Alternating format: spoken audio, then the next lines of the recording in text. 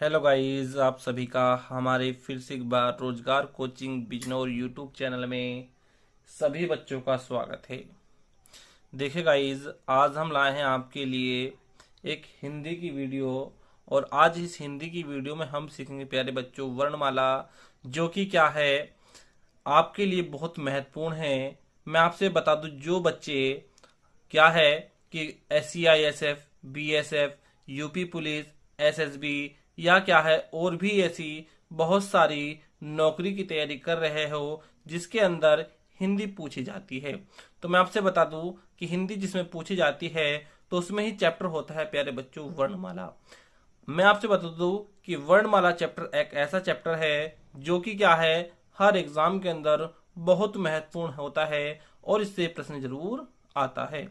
देखिए, पहला क्या है कि वर्णमाला चैप्टर है। सबसे पहले हमें जानकारी क्या होनी चाहिए कि वर्णमाला कहते किसे हैं।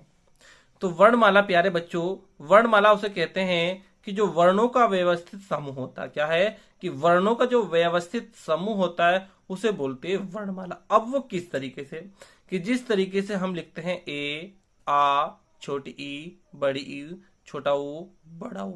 तो मतलब क्या है कि जिनको हम क्रम के अनुसार लिखते हैं, कि जिन वर्णों को हम क्रम के अनुसार लिखते हैं उसे ही बोलते हैं प्यारे बच्चों वर्णमाला। आपको समझ में आ गया होगा।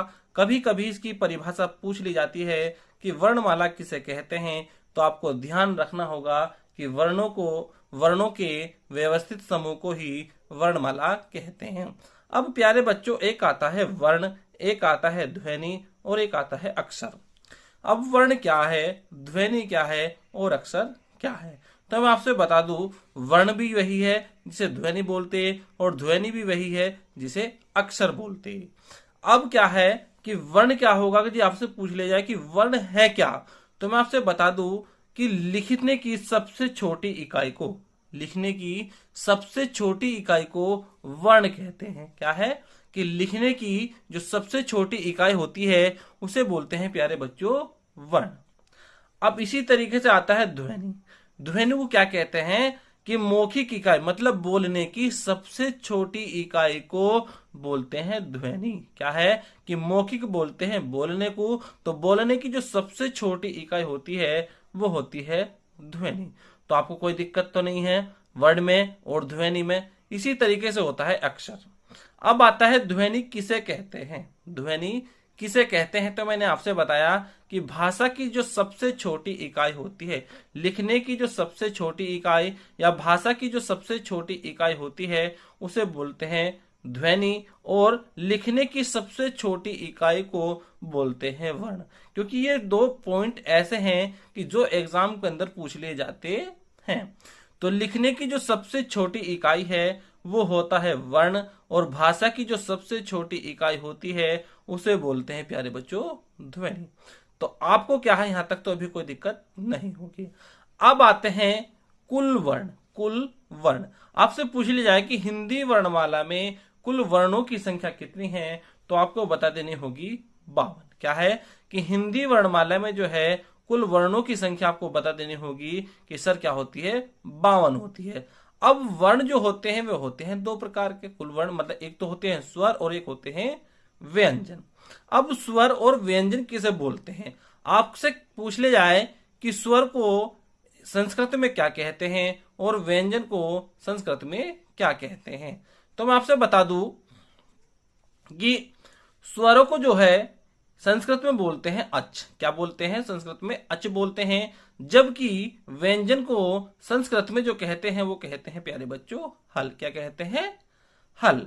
अब इसी तरीके से आता है स्वर कहते किसे हैं, जो क्या है कि स्वतंत्र रूप से बोले जाते हैं। क्या कि जो स्वतंत्र रूप से बोले जाते हैं, मतलब जिसमें क्या है किसी व्यंजन की सहायता नहीं लेनी पड़ती है, उसे बोलते हैं स्वर। जैसे मैंने लिखा ए, इसमें लिख सकते हैं आ भी लिख सकते हैं, इसमें छोटी ई भी लिख सकते हैं, इसमें बड़ी ई भी लिख सकते हैं, इसमें छोटा ओ भी लिख सकते हैं। तो इसी तरीके से मैंने बताया कि स्वर क्या है कि जो क्या है स्वतंत्र रूप से बोले जाते हैं। तो जितने भी मैंने बोले हैं इसमें किसी अन्य दूसरे की सहायता नहीं लेनी पड़ती है, उसे ही बोलते हैं स्वर। जबकि व्यंजन को क्या कहते हैं कि जो स्वतंत्र रूप से नहीं बोले जाते। मतलब क्या है कि जिसमें व्यंजन की सहायता लेनी पड़ती है, जिसमें क्या, सॉरी बच्चों, कि जिसमें स्वरों की सहायता लेनी पड़ती है उसे बोलते हैं व्यंजन। क्या है कि जो स्वतंत्र रूप से नहीं बोले जाते उसे बोलते हैं व्यंजन। इसमें क्या है, स्वरों की सहायता लेनी पड़ती है। जिसे मैंने लिखा प्यारे बच्चों के। अब अगर जो हम के का वर्ण विन्यास करने लगे, मतलब के को तोड़ने लगे, तो के हलंत हो जाएगा और प्लस ए। तो मतलब के में क्या छुपा है प्यारे बच्चों, ए छुपा है, और ए क्या है, स्वर। तो मतलब में है कि व्यंजन को बोलते समय हमें किसकी सहायता लेनी पड़ती है, स्वरों की सहायता लेनी पड़ती है। जबकि स्वतंत्र में किसी की सहायता नहीं लेनी पड़ती, स्वर जो है स्वतंत्र रूप से बोले जाते हैं।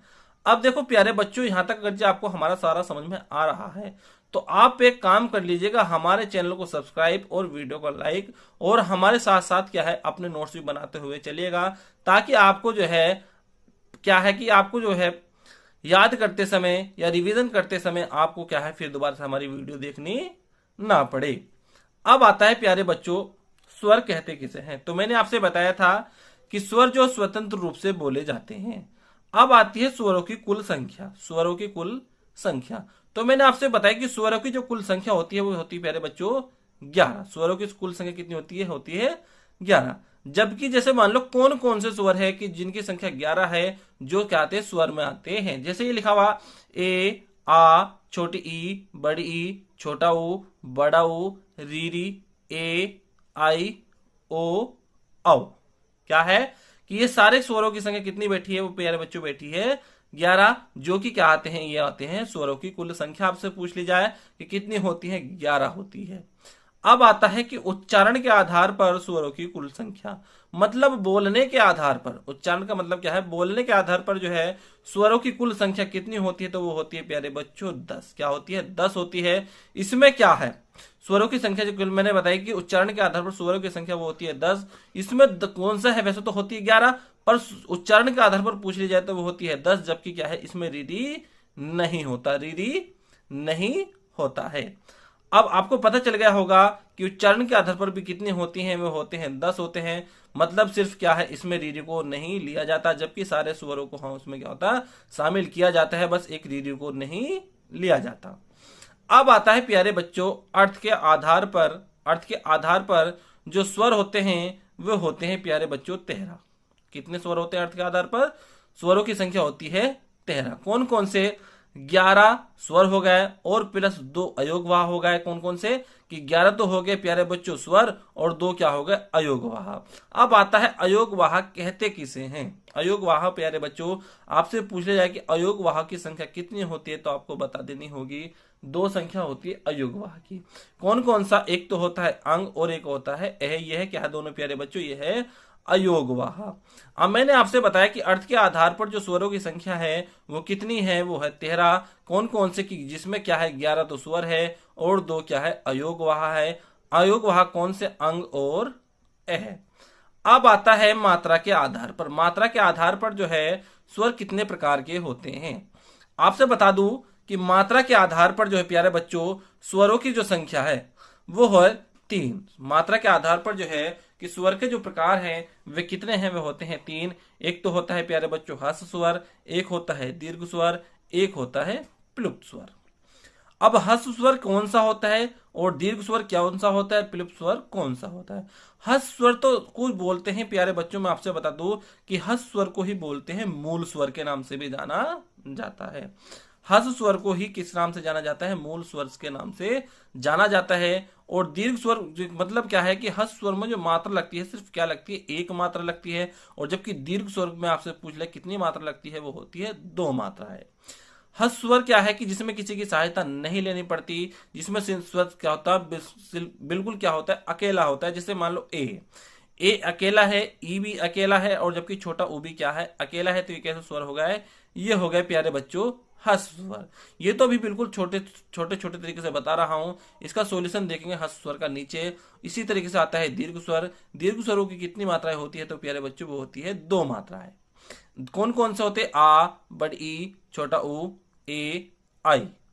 अब प्लुप्त स्वर कौन से होते हैं, प्लुप्त स्वर क्या होते हैं कि प्लुप्त स्वर तो उसे बोलते हैं कि जो क्या है कि जिसको बोलने में बहुत अधिक समय लगता है, जिसको बोलने में क्या लगता है, बहुत अधिक समय लगता है। जैसे मैंने लिख दिया ओम, क्या है प्यारे बच्चों, ये क्या लिखा हुआ है, ये लिखा हुआ है राम।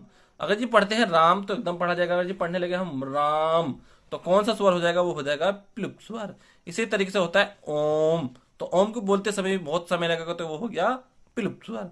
तो या तो आपको क्या पूछ लिया जाता है, इनकी परिभाषा क्या पूछ ली जाती है, हस्त स्वर की क्या होता है, हस्त स्वर की परिभाषा ये होती है कि जिसको बोलने में क्या है बहुत कम समय लगता है, जिसको बोलने में क्या लगता है बहुत कम समय लगता है, उसे बोलते हैं हस्त स्वर। और जबकि दीर्घ स्वर क्या होता है कि दीर्घ स्वर वो होता है कि जिसको बोलने में हस्त स्वर की अपेक्षा क्या लगता है अधिक समय लगता है, उसे बोलते हैं दीर्घ स्वर। तो मतलब ए पढ़ोगे तो गंध पढ़ा जाएगा, जबकि आ पढ़ोगे तो कुछ समय लगेगा। तो हस्त स्वर से ज्यादा समय लग रहा है किसमें, दीर्घ स्वर में, और दीर्घ स्वर से ज्यादा समय लगेगा किसमें, प्लुप्त स्वर में। तो इसमें कम समय लगेगा, इसमें थोड़ा ज्यादा समय लगेगा बोलने में, इसको में क्या है, इसमें दीर्घ स्वर से भी ज्यादा समय लगेगा। अब मैंने आपसे बताया था हेडिंग क्या है हमारी, हस्त स्वर। अब इसमें है हस्त स्वर में क्या है कि हस्त स्वर को ही बोलते हैं प्यारे बच्चों मूल स्वर। क्या बोलते हैं, मूल स्वर। देखो मेरे शेर से अगर जी आपने अभी तक हमारा चैनल सब्सक्राइब नहीं किया है तो आप हमारे चैनल को सब्सक्राइब कर लो और अपने दोस्तों को ज्यादा से ज्यादा शेयर कर दो, ताकि आने वाली हर वीडियो का नोटिफिकेशन उन तक पहुंचते रहे। अब देखते हैं, मैंने आपसे बताया है हस्त स्वर को ही बोलते हैं मूल स्वर। अब हस्त स्वर जो है कौन से हैं, जैसे क्या है ए, ई, छोटा ओ, री। आपसे पूछ ले जाए कि हस्त स्वरों की संख्या कितनी होती है, तो वो होती है प्यारे बच्चों 4। कितनी होती है, हस्त स्वरों की संख्या कितनी होती है, वो होती है 4। क्योंकि जिनको बोलने में क्या है बहुत कम समय लगता है उसे बोलते हैं हस्त स्वर या मूल स्वर। अब आता है दीर्घ स्वर। दीर्घ स्वर क्या है, बताया था कि जिसको बोलने में हस्त स्वर की अपेक्षा क्या लगता है, थोड़ा ज्यादा समय लगता है, उसे बोलते हैं दीर्घ स्वर। जैसे आ, ई, बड़ा ऊ, ए, आई, ओ, औ। तो इनकी संख्या कितनी बैठी है, इनकी संख्या बैठी है प्यारे बच्चों 7। आपसे पूछ ले जाए कि दीर्घ स्वरों की संख्या कितनी होती है, तो आपको बता देनी होगी 7।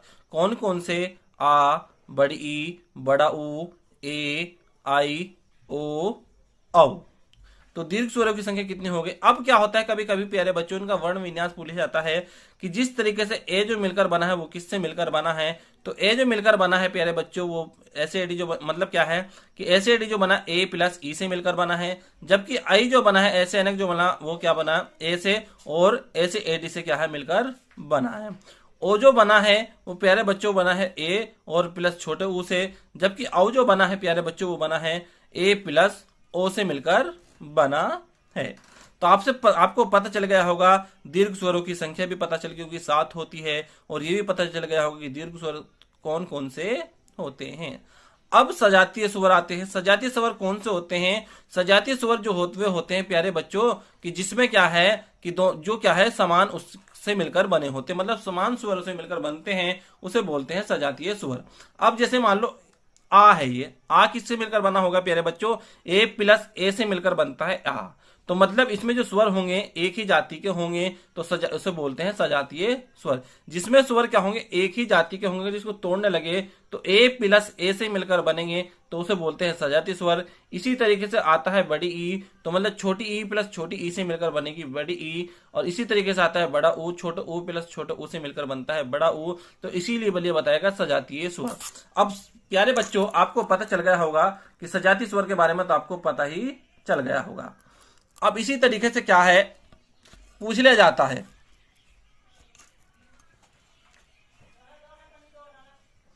अब पूछ लिया क्या जाता है कि